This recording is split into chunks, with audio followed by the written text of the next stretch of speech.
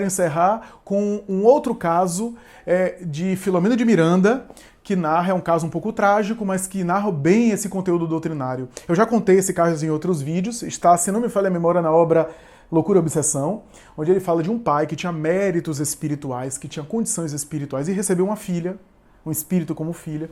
Só que essa menina, quando começa a entrar na adolescência, desenvolve uma doença, se não me engano, uma leucemia muito agressiva, e essa menina ia morrer, ia falecer, foi desenganada pelos médicos.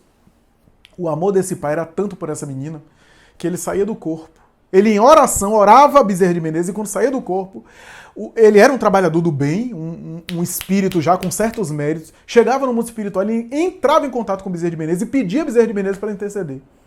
E Bezerra de Menezes, meu filho, você não sabe o que está pedindo.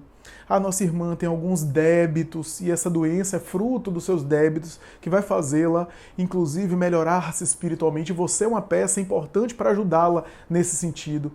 E ele disse, mas Bezerra, eu faço tudo por ela, eu me dedico mais a ela ainda é jovem, passou o tempo todo na evangelização, eu levando para a evangelização, evangelho no lar, eu dando noções religiosas, eu vou intensificar mais a minha dedicação com ela vai ficar na evangelização, eu vou tentar espiritualizá-la, ajudá-la a espiritualizá-la a ponto de ela reparar esses erros, consertar esses equívocos, de uma outra forma, que não passando por essa doença e essa morte que vai me deixar desolado. E Bezerra de meu filho, mas também, às vezes, determinadas problemáticas são também impeditivos de coisas piores, de que ela não reincida nos antigos erros. E ele vinha e retrucava dizendo, mas o Senhor foi pai na terra, eu como pai quero ter a chance de tentar evitar que ela caia nesses desvios, nesse erro. E pediu, sentimento muito humano, pediu, ele tinha méritos. Bezerra de Menezes, depois de avaliar muito, fez um requerimento aos benfeitores da vida maior, responsáveis pela reencarnação daquela menina, e o pedido foi deferido. Em alguns dias em diante, depois dessa experiência, a menina começou a ficar boa. Melhorou e recuperou-se de saúde. E depois de recuperar de saúde, passou o tempo. O pai realmente se dedicou. Justiça seja feita, se dedicou de tudo que é jeito, se desdobrou de tudo que é jeito. A menina cresceu, entrou na vida adulta, e quando entrou no início da vida adulta, começou os relacionamentos amorosos, e aí entrou num relacionamento amoroso conturbado, que era o equívoco dela.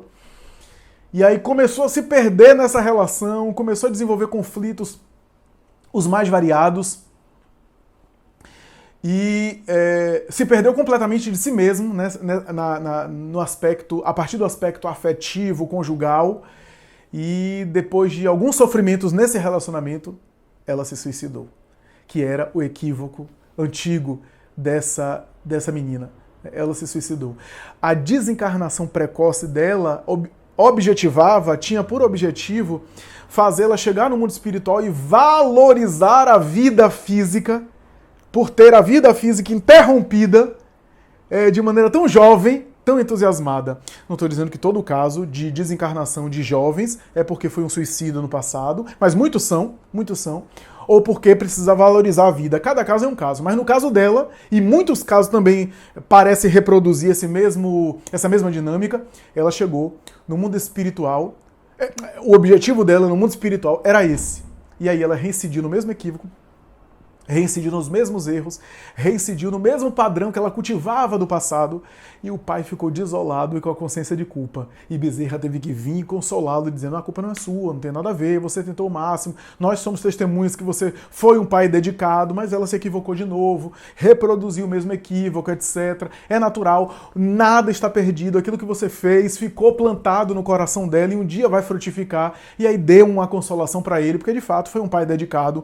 A responsabilidade pela tragédia da menina não recaía sobre os ombros dele, não tinha a responsabilidade dele, né, como dizem os espíritos, né, Deus é justo, né, na questão que fala sobre malgrado os pais encaminharem para o bem os filhos tomarem um caminho tortuoso, como entender a responsabilidade dos pais, os espíritos respondem de forma enigmática, Deus é justo.